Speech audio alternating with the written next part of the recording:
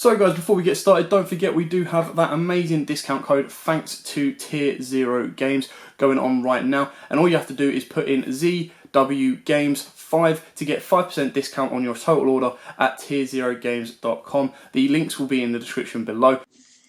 Hey YouTube, this is Joe from Z4 Games, and I'm bringing to you guys a deck profile on Heraldic Beast. But this is Heraldic Beast with Time Thieves, just because they meld very well. And Heraldic Beast lock themselves into psychic monsters, and Time Thieves has some of the best psychic monsters in the game. So it melds very well. They're all rank 4s as well, and Heraldic Beast is very good at making rank 4s. Like, it's just absolutely phenomenal making rank 4s. It does it so easily and very, very consistently. So, I'm going to run through the profile, explain some of the card choices, and what the Heraldic Beasts do, just because they have never been profiled on this channel, so probably none of you know what they do. So, we are playing 3 copies of Heraldic Beast Leo. So Leo is that during the end phase of the turn this card was normal summon to destroy this card. When this card is sent to the graveyard, add 1 Heraldic Beast monster from your deck to your hand, except Leo. You can only use this effect of Leo once per turn. So it is a rota for all your Heraldic Beasts, so long as it's sent to the graveyard. That also counts for when it's detached. This is very, very important and does help you a lot with your consistency. 3 copies of Heraldic Beast Amphespina. I can't pronounce this one, sorry. But it is a Dragon Wind level 4 1700 attack. You can discard 1 other Heraldic Beast monster present on this card from your hand. Once per turn, you can discard 1 Heraldic Beast monster. This card gains 800 attack. So you're not going to use that second effect. Like, if you need to beat over something, just make a rank 4 and beat over it. But it's more important for it as an extender and combos very well with Beast, because you can discard Beast, special summon this, Beast gets you a search, and you can just start going off from there. But it also combos well with things that you want to get into the graveyard, like Heraldic Beast Aberconway, which is another light wind level 4 wind dragon. If this card is in your graveyard, you can banish another Heraldic Beast Aberconway from your graveyard to target 1 Heraldic Beast in your graveyard. Add that target to your hand. You can use Aberconway once per turn. This helps you get your cards back into your hand, like your other dragon that you want to, and just combos very well. So you want to send multiple copies to graveyard while you play 3 copies of it, just because they start fueling each other. Sort of like how Malicious does kind of its thing. 2 copies of Heraldic Beast Twin-Headed Eagle. It's a wind level 4 wind beast. You can banish this card from your graveyard, target 1 face-up exceeds monster you control with no materials. And 2 Heraldic Beasts in your graveyard. Attach those monsters from the graveyard to that face-up exceeds monster. As it exceeds materials, you can use each effect of Twin-Headed Eagle once per turn. We're going to play 2 of it. 2 of it just because it doesn't help you extend, it just helps you get your monsters' materials back to get their effects live again, so I'm playing 2 of it. And then we're also playing 2 copies of Heraldic Beast Unicorn, which is a light level 4 beast. You can banish this card from your graveyard, target 1 Psychic Exceeds in your graveyard, special summon it, its effects are negated. You can only use Unicorn once per turn. Not only does this get back your Heraldic Beast Exceeds to go into further plays, but it also gets you back your your Time Thieves, because they are also psychics, which is very, very nice and a very, very good extender. If you have 3 copies of it, you can get away with playing 3 copies of it. I only had the 2 copies, sadly, so I'm only playing 2.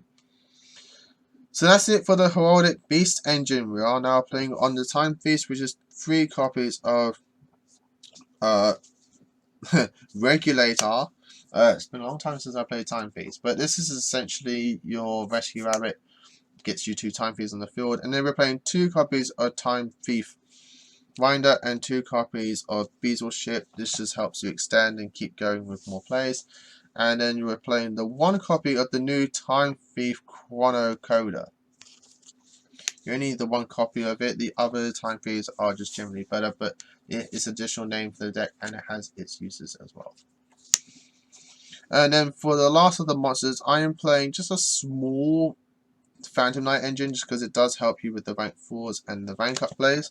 So I'm playing one copy each of the boots and cloak, and one copy of the rank up magic to start going into the spells. And I'm playing one copy each of the Time Thief spells with Time Thief Hack and Time Thief Startup. You get to search this off your binder, so you don't have to play multiple copies of it.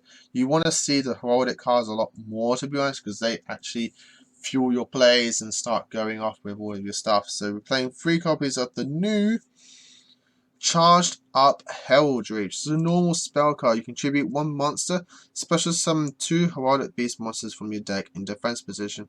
Also, you cannot special summon monsters from the extra deck for the rest of this turn after this card resolves, except psychic or machine monsters. You can only use 1 Charged Up Heraldry once per turn. So as I said, the heraldic beasts are very good at what they do, make amazing rank 4 plays, and very good at swarming the board, but they do lock you into psychics. And beforehand, we had very good Psychic Xyz monsters. Literally, it was just the heraldic cards. But now the Time Thieves are in the game and they're all Psychic, and it's absolutely phenomenal. We have links that are Psychic as well, which you will see in the extra deck as I get to it. And the more budget you have, the more expensive you can make the extra deck. This is pretty much where all the money goes in. Their main deck is really cheap, as you can see. It's all commons and rares. It's just when you get to the extra deck, your links can get pricey, and that's pretty much it. And your side deck as well, which you will see later on, as some tech choices that you can play. 3 copies of Advanced Heraldry Arts. Like, this card is absolutely phenomenal.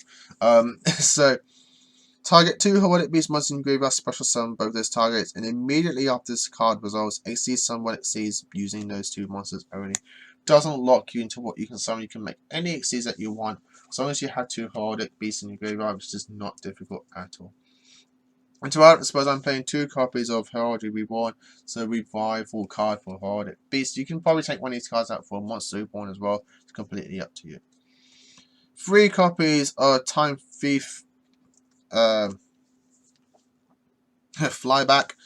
Sorry, names just slipped my mind, as always. You play this, you search this, you get it onto your monsters, so you know your Time Thieves can start popping cards. We're playing one of the new cards as well, Time Thief Retrograde, and then for the last of the traps, I'm playing 1 copy of Shade Brigandine and Fog Blade. Just to more searching of your Phantom Knights and just get more protection and negations in your deck. That's it for the main deck. Moving on to the extra deck, I'm playing 1 number 69 Heraldry Crest. You know, it's your big boss monster. You can make it quite easily, to be honest, and you know, you can start stealing effects. And then 1 copy of Genome Heritage. Again, this is another heraldic B6C psychic target that you can go into. 2 copies of the number 18 Heraldry Patriarch. You know, this is the one you're going to be going to the most, just because it's the most consistent heraldic beast extra deck that you can make, and just helps you extend your plays. And then we're playing 3 copies of Redo It. This is the main one you're going to be going into, just because Redo It is just so good. Just nets you so much advantage, just gets the popping, start going. Just overall, it's just a very strong card to make. But we are playing 2 of its companion, which is Time Thief Perpetua. Really nice that this was a super, just because it makes it nice and budget to get. It's a very good card. Just gets you your cards back and just gets you materials on your cards. It's really good. And the last of the rank 4s I'm playing is 1 copy of Gaga Magician. Just gets you extending, because you can, after you've done your first 10 play, you can then make this, then get one, detach a material and get your Time Thief back. And then if you have the Perpetua as well, then she can give it a material, I believe, from remembering effects correctly. And then you can start going off your place, to start going, and it's just absolutely insane. I'm playing 2 rank 5 dark set to go with the rank up, which is the forms of 1 number 14 Greedy Samsara, and 1 number 5 Doom Chimera Dragon. These can be any rank 5 targets that you want to go into, so long as they're dark. That's the only thing that is the issue with the rank up card. You have to have dark targets. To be honest, if you wanted to, You could take these cards out and maybe one of the other cards in the deck, in the extra deck, like maybe one of the heraldic cards, and you can put in the engine that the Lunar Lights play, which is one copy of the Double or Nothing, Utopia Kaiser, and Big Eye. And if you do that, you can take out another card and put in Kali Yuga, and you can start Kali Yugaing people on your opponent's turn, which is really, really crazy. If you wanted to. The options are there, so I really like the extra deck.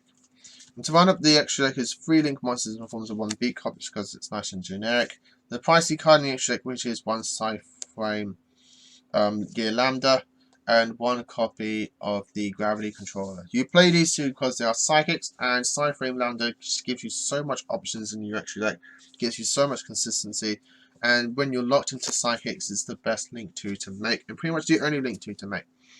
But it means that if you wanted to, you can play Sci-Frame cards in your deck. I got them all in the side deck for this deck, just because if I want to go in games 2, I can start siding in all the Sci-Frames that I need. But if you wanted to main them, you can main them very easily. I'd probably take out the Phantom Knight engine, if you wanted to do that, and just put in the Sci-Frame cards.